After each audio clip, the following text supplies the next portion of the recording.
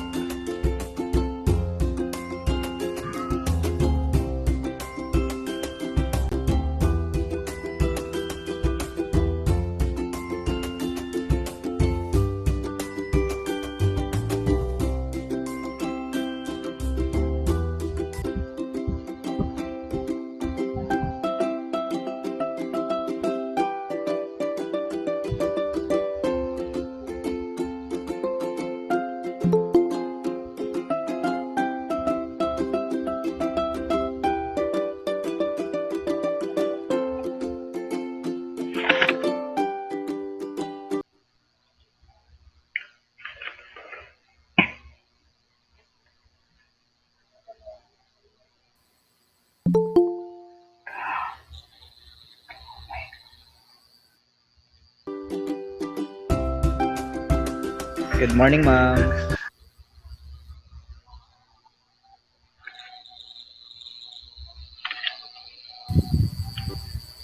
Good afternoon. Good afternoon po, ma'am. So, 30 pa lang tayo. Let's wait a few more minutes, Miss Steph. Yes po, ma'am. Are you there, Miss Stephanie? Yes po, ma'am.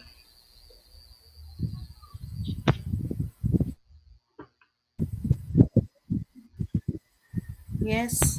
Let's wait for a few more minutes. Kasi ano pa, konti pa lang tayo. How many will be your panelists? Two, two student observers po, ma'am. Tapos, Ma'am Bonafe is here with us rin po, ma'am. also, okay.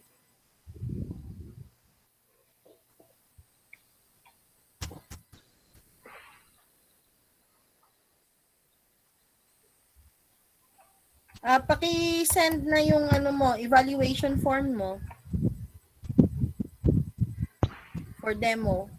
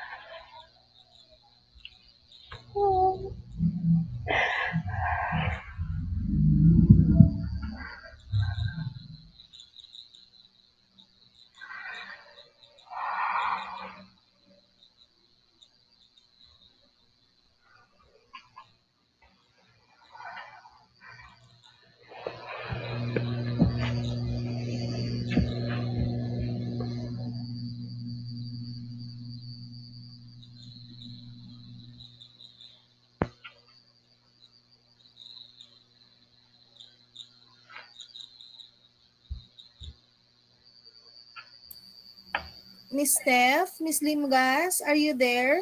Yes, ma'am. Okay. So, ilan ang ano natin? Ilan ang ating panel? 2 student observers po, ma'am. Plus Ma'am Bonafe and me. Yes po. Oo. Pasend mo na yung ano mo, yung form mo. Yes po, Wala ma'am. ka pang Nakasend. sinend na form with your name on it. Andito na ba sila? Yes. Kompleto na ba? Yes po, ma'am. Mm. If complete na, pakisend na yung form mo, then let's start.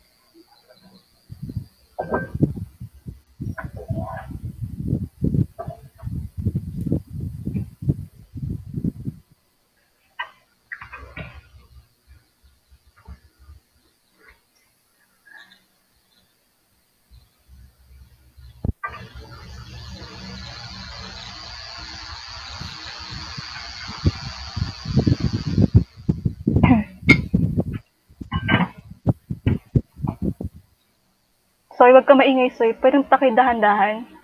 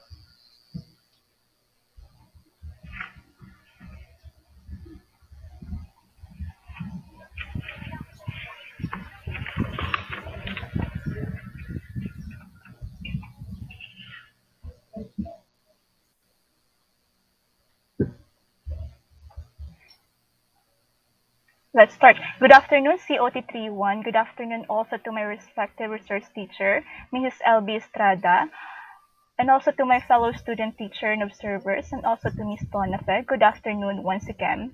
Today, I am so delighted that you're all with me today, most especially to our Father in heaven who always guides us in every circumstances. In order to extend our gratitude to our amazing God, may I ask Miss Eileen Hugor to please lead the prayer.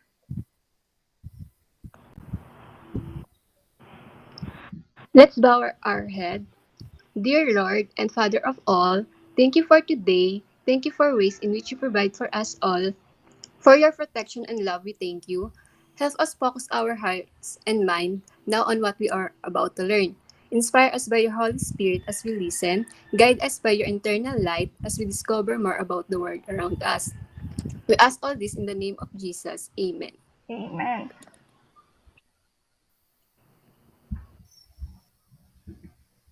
But before everything else, I would like to remind everyone these simple virtual class rules that you have to remember before and during the class. First, be prepared for class. You need to have everything within your reach. Make sure that you have your pen and paper on your side so that you can easily follow our discussion for today. Second is to wear appropriate clothes. I am expecting that all of you are wearing appropriate clothes for this class today. Third is you need to be respectful, respect your teacher and classmate. You have to listen attentively. Use the raise hand buttons on your screen if you want to speak or and wait to be acknowledged by me. If you don't have any raise hand button in your screen, use the chat box by typing your last name and wait to be called before speaking. Fourth is to keep your microphone on mute. We all know that microphones can easily pick up background sound that may not bother you but may bother us, your teachers and your classmates. So please keep your microphone on mute. If you want to speak, raise hand button on your screen. Be responsible in the chat box. Use the chat box only for class related matters. Next is to be fully present. You have to pay attention in every discussion that I will going to say. Seventh rule is to remove distractions. Treat online class as real class time. The last but not the least, I want to know if my students can clearly understand what I am saying and doing and showing. To do so, whenever I say crystal, you have to type clear on the chat box so that I can easily know whether you understand what I am saying today for my discussion. Since you already know the rules and regulation, I want to know how many of you are absent today and present. To do so, may I call on Miss Sales to report to today's attendance. Hello po. Good afternoon everyone. To report the today's attendance, 27 students are present and for the absent students is 7 people. So that's all. Thank you, ma'am. And thank you, Miss Sales. So to say there are seven absentees, but still the class must go on. To do so, let's have a short overview of what we discussed last meeting. Let's try how sharp your mind is in remembering on what our discussion last meeting. So my first question is, what's our topic last meeting? May I call on Mr. Natalaray to please give us some overview from what our last meeting discussed? Yes, ma'am. The last meeting, our topic is all about managed constructor on indoor events. We also talk about on ways to select good constructors for event, such as first look for special in their field, follow them in social media. Third, don't seek a victory at negotiating table. Fourth, pay the bills. And the last one is all goods relationship are built on openness and honesty. That's all, ma'am. And thank you, Mr. Natalaray. So the our topic last meeting is all about managing contractors in indoor events. What have you learned on our discussion last meeting? May I call on Miss Bongkak to please give us some overview of what we have learned last on our last discussion.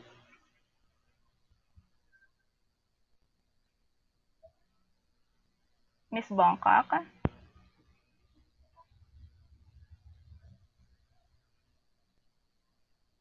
Miss Bongkak is not around. May I call on Miss Sorry for that. Okay, okay. Yes, Miss Bongkak. Please give I'm us here. some Sorry for overview. that. Um, we will learn how to have a checklist and to find a best contractor. So, and also we know how to have a safety protocol for every for every um documentations we need as well. And we also know that what we are need to make an agreement in the said list.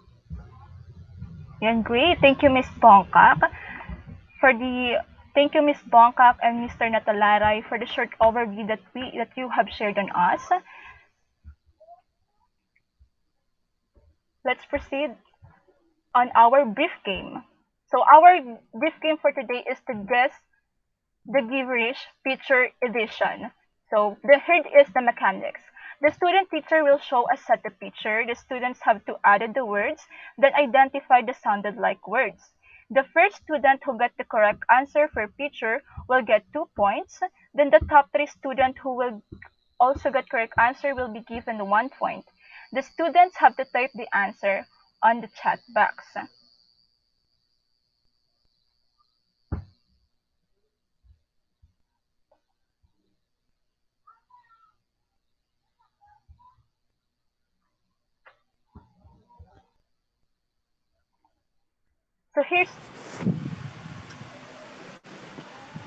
So here's the example. Step plus pan plus honey. You have 10 seconds to identify what is being asked on this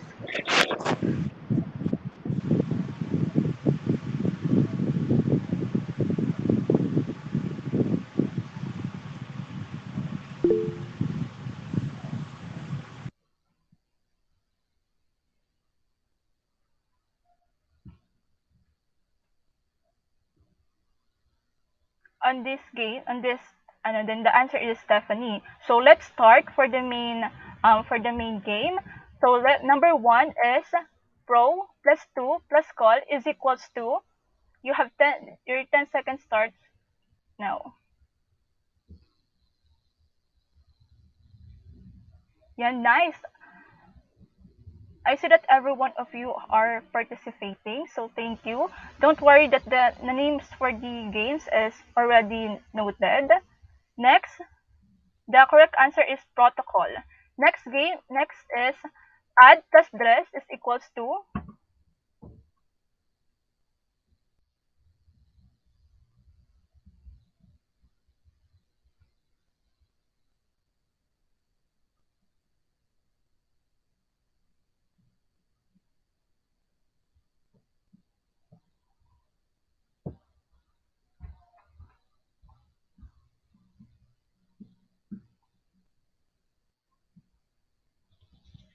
address. Yan, nakikita ko yung mga tamang answer. Thank you. Next is plus speak plus care is equals to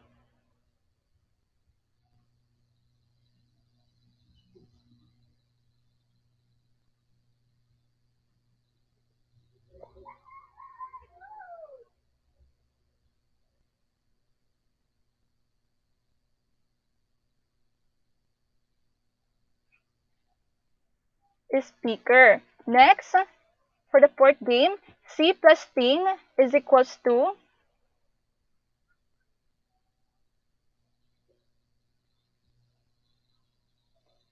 I think the chat box is late on my screen. So the correct answer is sitting. Yan, thank you, Miss Sales, for the correct answer. Next, for the fifth game is In plus bite plus sting is equals to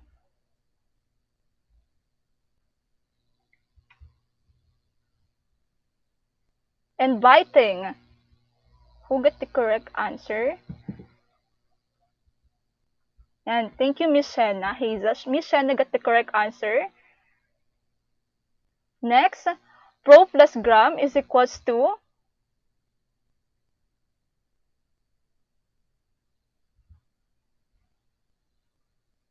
Miss Bongkak got the correct answer.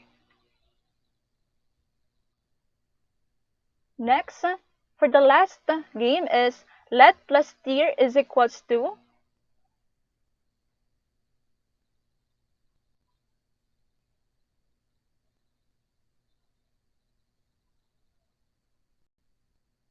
Thank you, Mr. Adrian Rabino, for the correct answer. So I see that every one of you participate on our brief game, and I hope that you already know what will be our discussion for today.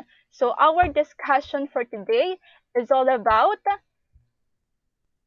developing and updating knowledge protocols. So at the end of the lesson, the students should be able to first define the protocol. Second is identify the different event protocol applied in event management. Third is to discuss a different event protocol applied in event management. Fourth, demonstrate the protocol on inviting the guest through a phone call. And lastly is to appreciate the importance of different protocol applied in event management. So let's start by defining the word protocol. Please read, Mr. Rabino.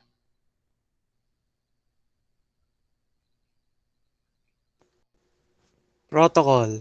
For its etymological meaning, the term comes from a Greek word. Nawala po, ma'am. Ulit na lang, ma'am. Protocol. For its etymological meaning, the term comes from a Greek word protokolon, which means first glue. The word protos means first and cola means glue. Protocol reflects mutual lang po nga, nawawala-wala po.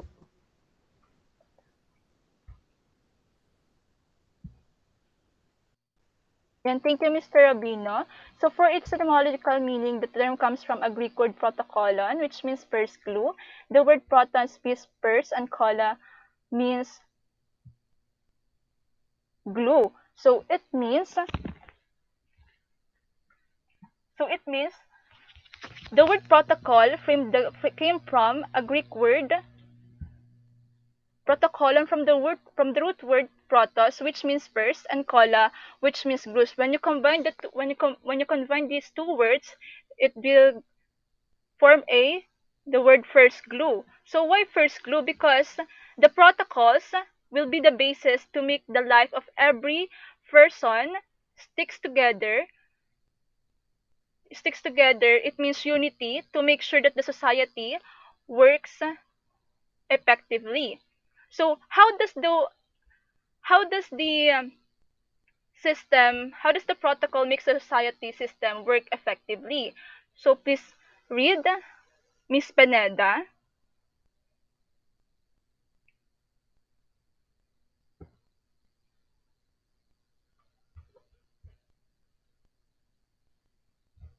Miss Pineda is not around.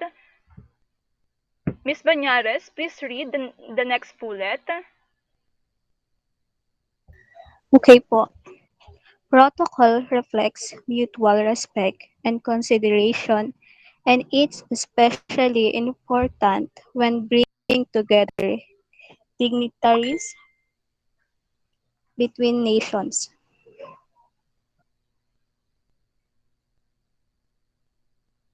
So it means the protocols reflects mutual respect.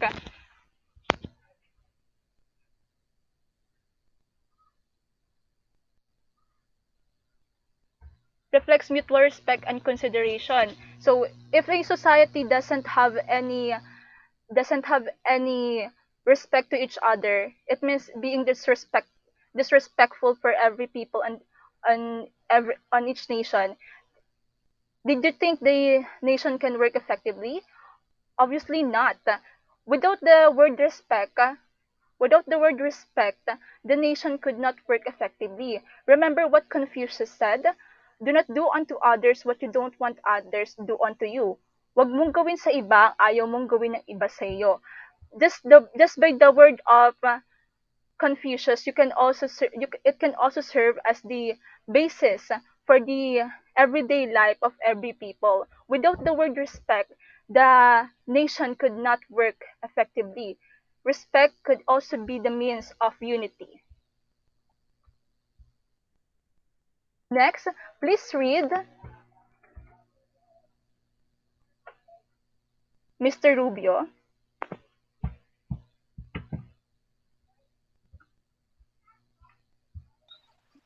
Yes, ma'am.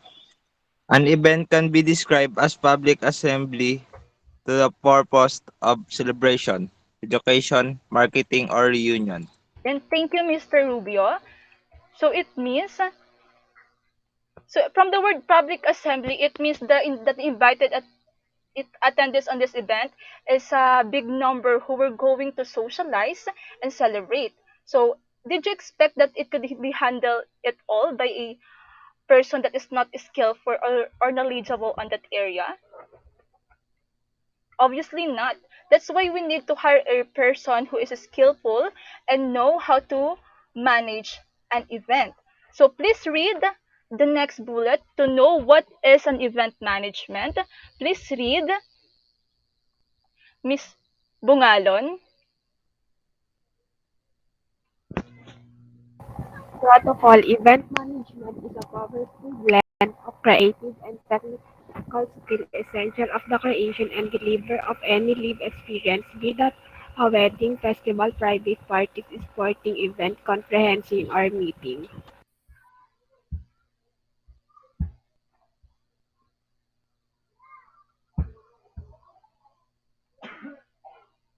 So based on what I said a few seconds ago, managing an event needs a person who is skilled in planning and technical. But aside from that, the event planner should also be flexible and resourceful at the same time. Without the skills, probably the event that they will handle will be a mess. And but in order to avoid that, the event planner should impose a certain protocols to make the event um, more organized and peaceful.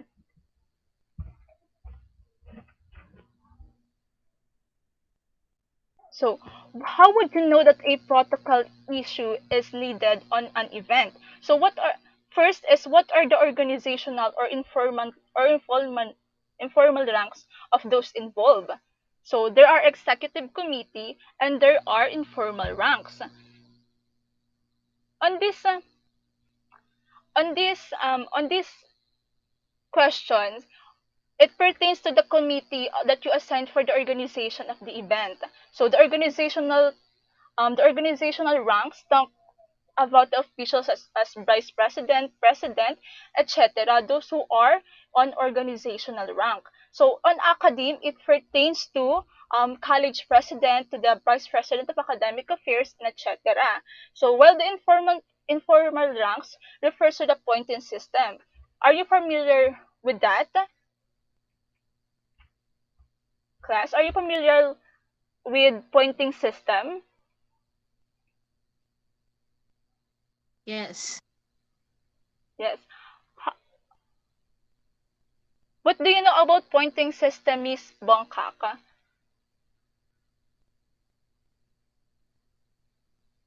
If I am not, for my understanding, it is more on you just appoint someone who will um who will manage such an service or such a specific what do you call this, specific na work, parang ganun po. Yan, thank you, Miss Bongkaka. Your answer is correct. Parang, it's like this. Ikaw na yung mag-head nito, ikaw na mamili ng members mo. That's what they call pointing system. So, as you can see, it's not organized or it's not based on what people want, but it's still based on how good that person is on that area. For example, on invitation committee, who will be the head, and who will be the members of the committee that is knowledgeable in that area. So the head, the overall chairman should appoint a person that is knowledgeable on that area. For example, once she points out a person that is knowledgeable on that area, that person is responsible to pick a number of members for that committee. Another is in documentation committee, who will be the head and the member of the committee that is also knowledgeable in documenting and capturing present information or photos. So as a head, you have to pick some people that is knowledgeable also on that area. That's what we mean on organizational or informal ranks. Next, is it advisable to engage other institute colleagues, whether due to protocol or topical issues? Who should make contact? So, there are some instances that protocols need or requires the engagement of other institute colleagues. So you as a head, you have to follow a certain protocol and look for your institute colleagues that is also knowledgeable on the committee assigned to you. But who should make contact? Obviously, you as a head, it is your responsibility to make contact on your colleague. Sometimes it's a way of socializing with other people or colleagues. It's a way of the academe to make you familiarize with the other people. Next, is a formal invitation required? Who is the appropriate signatory? So, if you're going to invite a guest speaker, obviously in an academe, you need to prepare a formal invitation or a letter of invitation. You may call this formal invitation as a letter of invitation, and on that letter of invitation that you prepare, make sure that there are appropriate signatory from the overall chairman of the class and another signature from your instructor. But since we're on this kind of situation, we're on COVID-19 pandemic, we can only send letter through online or mailing to avoid physical contact. Next, what is the proper form of address? So, as what I have said earlier, in order to be respectful in everyone, you should know how to address each person. It's already what our teacher taught on us when we are on elementary level, when we are talking to an older man, or if we're going to write a letter for a older man or a professional man, we should address them as sir or mister.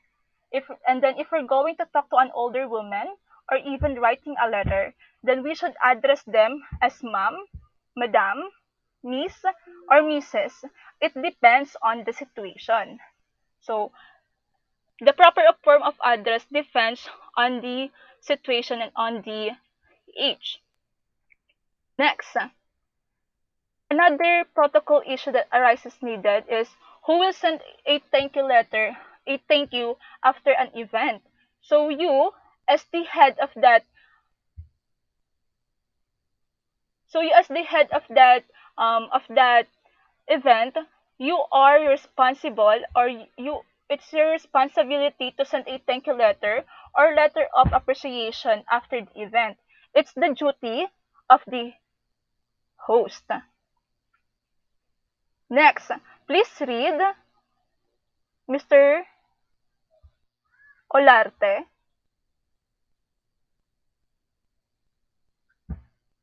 Mr. Ronald Olarte, are you around? Not. May I call on Miss Rabina to please read the next bullet?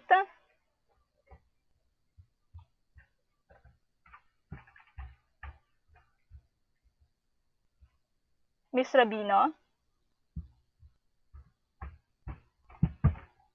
Miss Rabino is also not around, so please, may I ask Miss... Ma'am, ako na lang po. Okay, please read. when a protocol issues arises, ask this question. If there is a speaking program at your event, who will open the program? Introduce your honorees. Sit with your guests in the audience. Yan. Thank you, Mr. Natalaray, for reading the this bullet. So, also, in an event hosted by an academe, there is always an opening remarks, welcoming remarks, introduction of speakers, and closing remarks. Remember when we're organizing our webinar, there are times na nag-aaway na kayo just because magtuturuan kayo kung sino yung mga mag-opening or magko-closing, then ayaw akuin. Imagine this, what if you failed to assign person for opening remarks, welcoming remarks, etc. And it happened on the event na nagturuan kayo, what will happen? Obviously, magiging magulo yung event nyo. Right?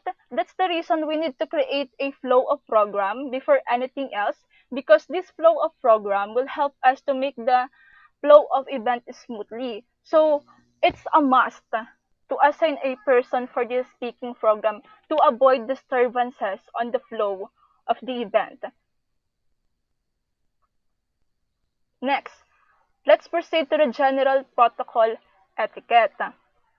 We have 7 general protocol etiquette, and they are inviting the guest, protocol for speakers, protocols in addressing the person, flag protocol, fit sitting protocols, gifts, and communication. So, the first protocol that we were going to discuss is inviting the events. So, what are the etiquettes that you should know in general protocol in inviting the guests? So, first is invite them well advanced, at least 3 months from the event. So, so if you're going to or invite a guest speaker or a participants, you have to send them a formal invitation or a letter of invitation 3 months before the event held, so they will be notified before the upcoming event. So it's a must that you should send the letter of invitation 3 months before the event. Next, a verbal contact followed by written confirmation is appropriate. Also follow up 1 to 2 days prior to ensure all arrangements in order. So, the second etiquette in inviting the guests is you have to be responsible to talk, or you are responsible to talk or contact them verbally so that you can easily persuade the guest speaker and you can easily get a direct answer from them. So after that, no matter if it's a yes or no, you still need to send a written confirmation in order to make sure that everything is clear between the event organizer and the guest speaker that you chose or that you contact. So it's a must that you have to send a written confirmation for them to make the talk clear. Next is inviting the guest should also discuss the following. May I ask Miss Beverly Minorias to please read?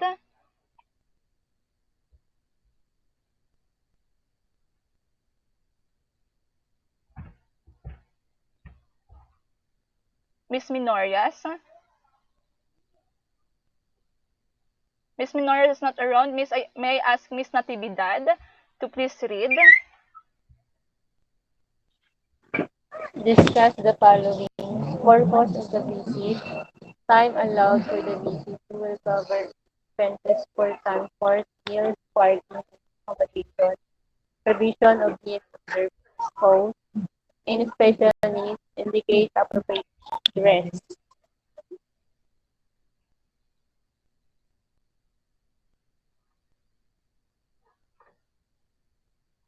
Yan, thank you, Miss Natividad. Since inviting the guest is the first etiquette that you should follow, then you should make sure that you will discuss with them the details through verbal and written.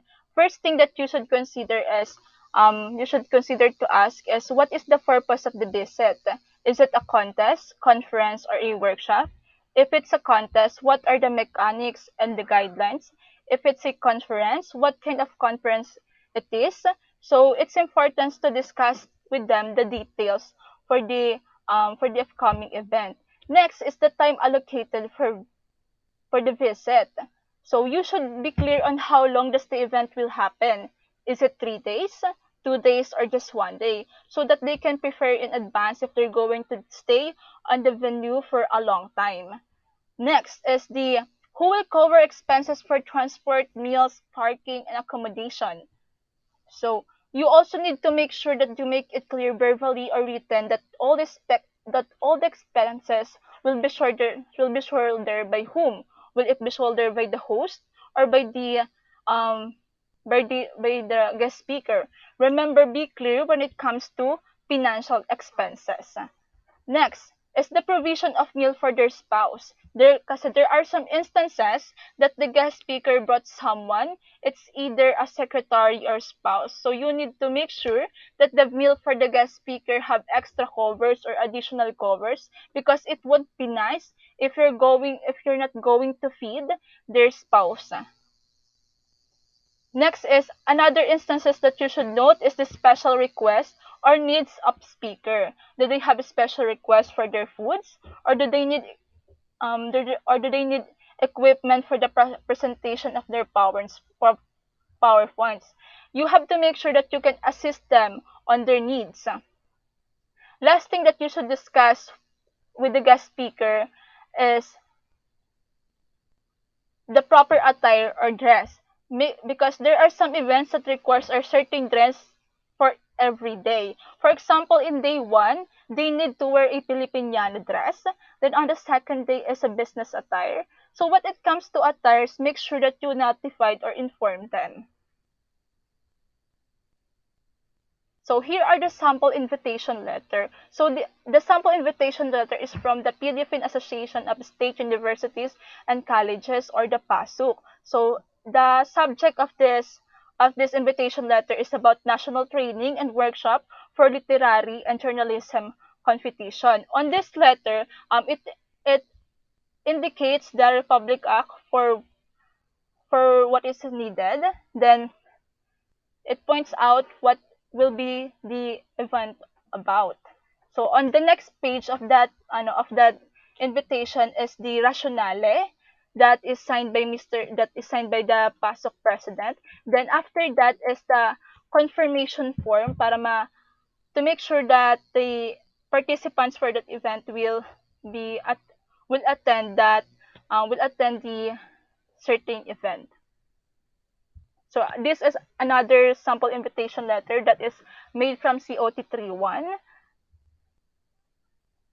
So let's proceed to the protocols for speakers. So please read Mr. Ragindin.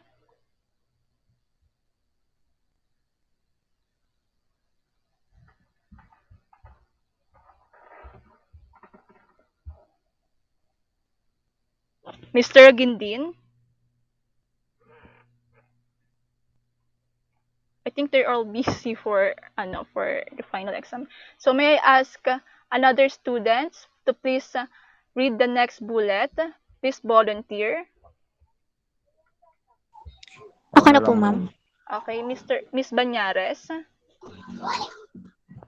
Speakers need to be briefed in advance and provided with a list of guests to be welcomed in order to proceed.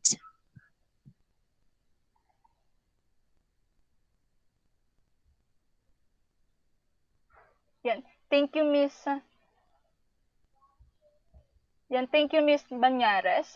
So, the first etiquette for protocol for speakers is to know or to brief them in advance so they can prepare the script while standing on stage or in front of the attendees. They should also be provided with a list of guests since there are certain speakers who need to be welcome and known by the attendance of the event. So you have to brief the event host or the guest speakers for the for the list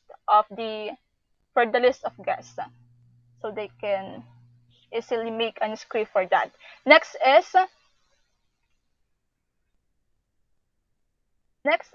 please read Mr. Rubio.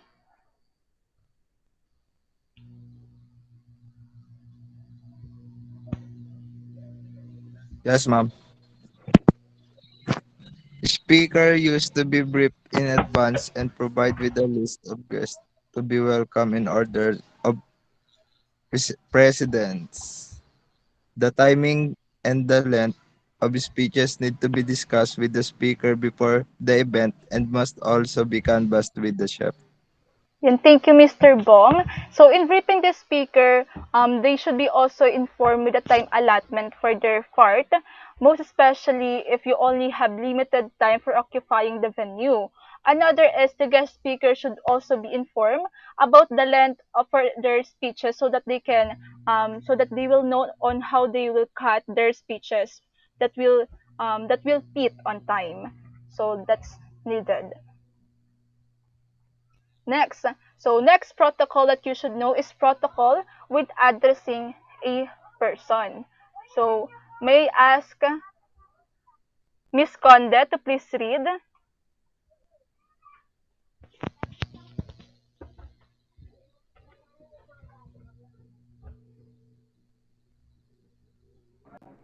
General protocol etiquette. Number three, protocols when addressing a person.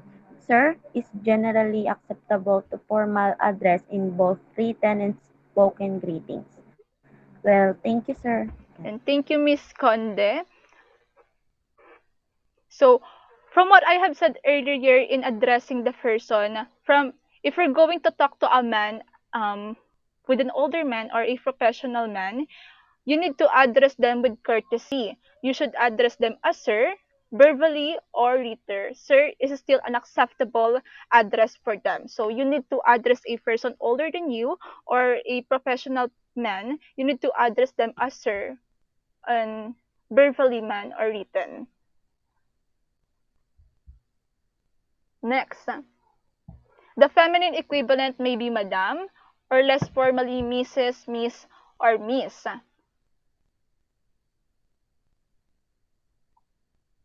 So since if as I said earlier, if you're talking to a woman older than you should address them as madam in formal way. If she's not comfortable with your address, then you may call them Mrs. or Miss for less formal call for them, so that they will be comfortable on calling by their name. Next is let's proceed to the Flag Protocol or Republic Act number 8491 or the Flag and Heraldic Code of the Philippines. May I ask Ms. Hugar to please read?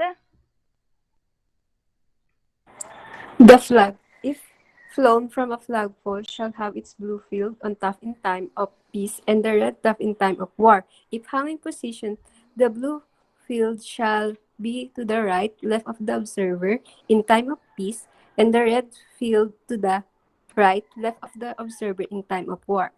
Yan, thank you, Ms. Hugar. If we're going to hoist or raise the flag, we have to make sure that the blue field is on top because we're on time of peace.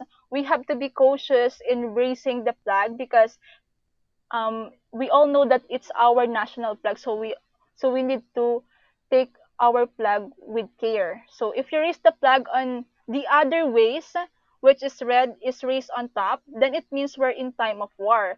Possibly when we're under the Spanish colony, I think our flag has red on top since we're not free the time and under the Spanish colony. So you must remember kapag when blue field is on top, it means we are on time of peace, and if the red is on top, it means we are on time of war.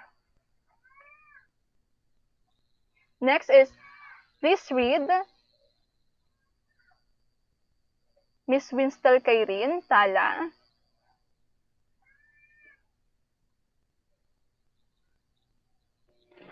When the Philippine flag is flown with another flag, the flags, if both national flags must be flown on separate staffs on the same height and shall be equal size.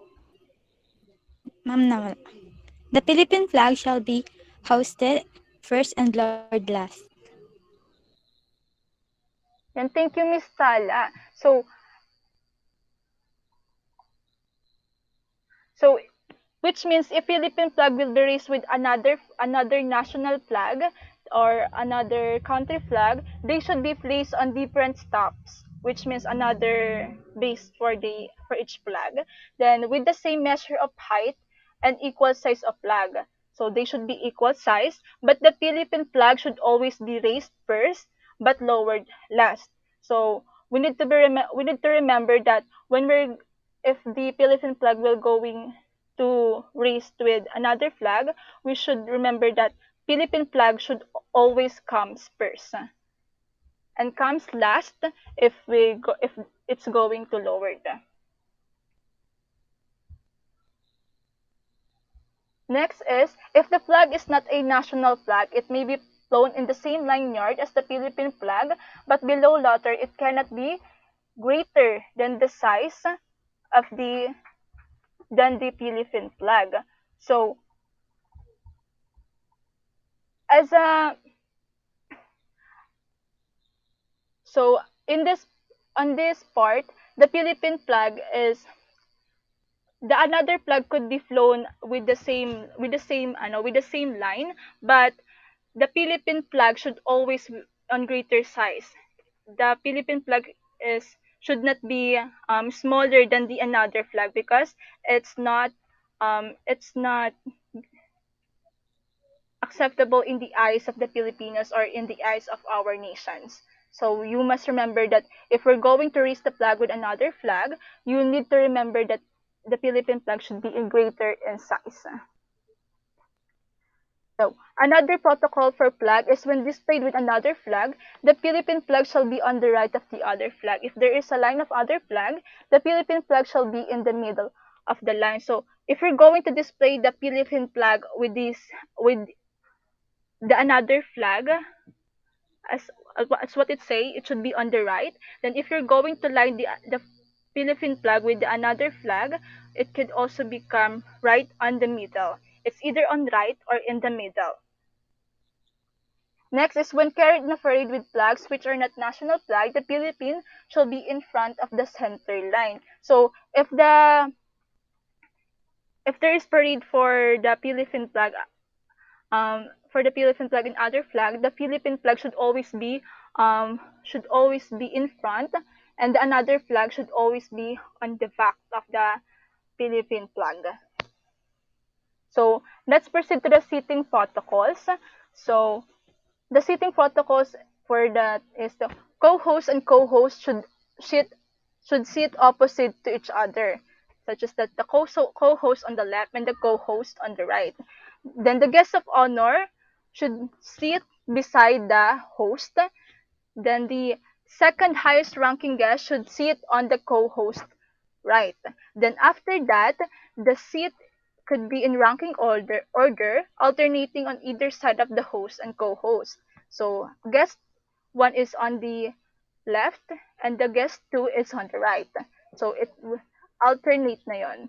Next protocol is the gifts. Remember to include tokens per speaker as well as higher level gift for principals or guests. So if you're going to host an event or if you're going to manage an event, it is your responsibility to give them a token of appreciation to as a form of saying thank you to them.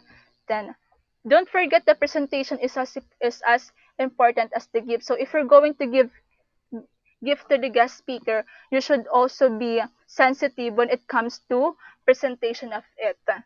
So next protocol is the communication. So when communicating with guests who may not use English as their primary language, speak clearly, slowly, but do not yell. So when communicating with the guests, you need to be sensitive enough in communicating with them. If they're not able to speak in English, you have to make a way for them to be understand by you. So it's your duty and it's your responsibility when if you're going to invite a guest that is not um that is not well read it on English. So here's my video demonstration. For the procedure of my video demonstration, you have to first dial the number of the guest speaker. Then when someone answered the call, greet the person, introduce yourself, and ask for the guest speaker if they are there. Then if you're already speaking to your guest speaker, greet once again and state your purpose for that call. After stating your purpose with the guest speaker, accept the invitation, say thank you, and ask the guest speaker if she have any clarifications or questions regarding your event. If she answers none, remind her your contact details just in case. When everything is done, thank her once again, say see you, so that the guest speaker know that you're expecting her, and say goodbye. So my video demonstration